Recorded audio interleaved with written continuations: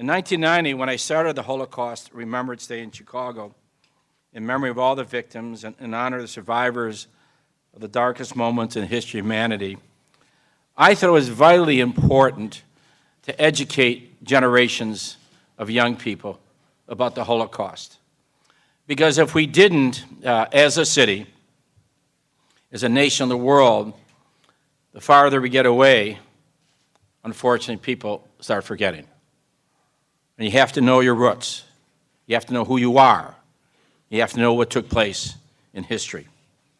And to me, this is a great lesson today. And schools all over our city and all over our nation should discuss it and read about it and be educated about the Holocaust and not to just skip over it in a chapter, because this is the darkest moment in the history of the world.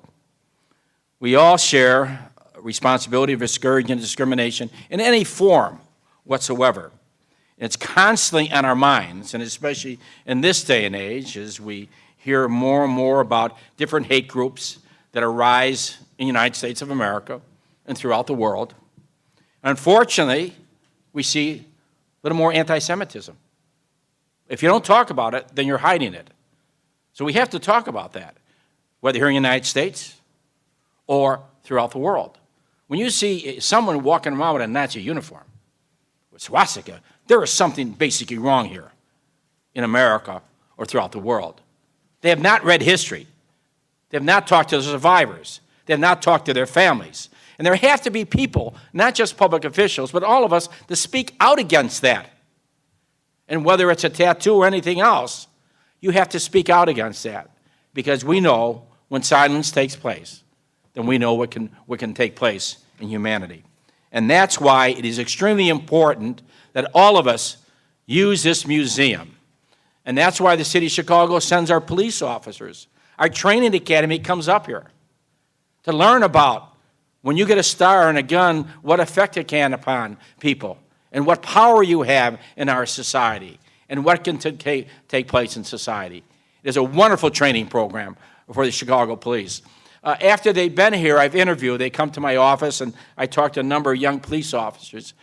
And to me, they told me how important this was to their career and how important, what it made a difference in their lives, how they approach people, and what that badge and what that gun could do to people. And to me, this is, you have to study this.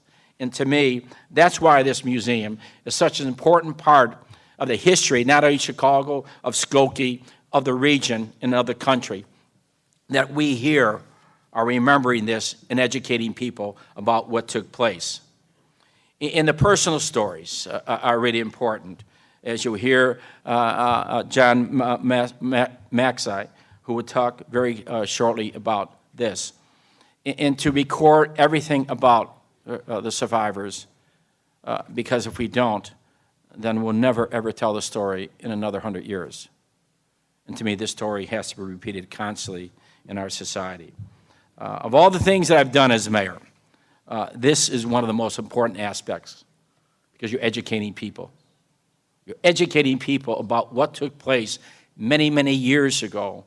And some people said, well, that happened in the 20s or 30s. I mean, what does it relate to me? Yeah, this is a whole new time in our country.